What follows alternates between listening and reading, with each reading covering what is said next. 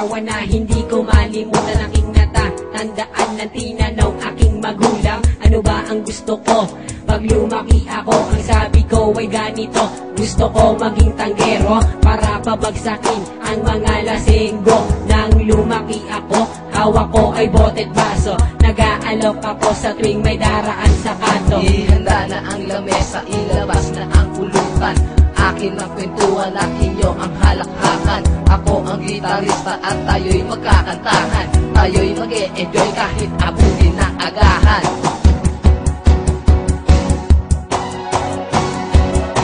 Kailangan ko ay isang Red Horse pampatibay ng loob. Ang isang Red Horse ay tumatagal sa magandang usapan. Ikot ng baso ay hindi laging iyuwat sa akin lamang. Ang sabihin mo sa iyong kasunod, Are, basta't maghintay ka lamang. Nang unang tikim, mata ko ay nagdilim. Ang pakiramdam ko para bang aatakihin sa puso. At gusto ko nang sumugod sa aking pagtayo. Bigla na lang akong nahilo na nakita ang aking ulo. Lakad ko'y di na diretso at ang aking paningin oblong na ang mga baso. Ako'y napayo ko at balik sa dating pwesto, pero ayan nga tanggero, tatagayan na ako. kung hindi man ngayon ang tamang panahon na para uminom, gagawin ko na ngayon kahit anong posisyon, kahit walang okasyon. Pag ako'y nakaupo, ito ang aking misyon.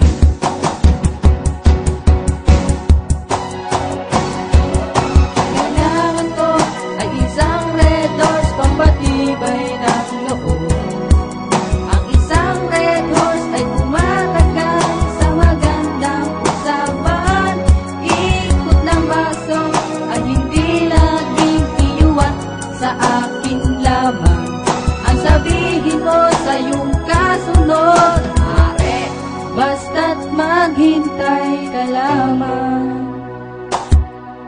Yung umaga na at kami ay pauwi na, tapos na ang saya, yo balik na sa problema. Pagising sa umaga, pagmulat ng mata, muli ba kong uulit? Parang ayoko na. Yo ubus na ang pulutan, tapos na ang inuman. Walang kaarawan, pero merong kasiyahan. Ngayong magwawakas na ang ating kagalakan. Ako'y mamumroblema pagdating na kinabukasan. Gabi ko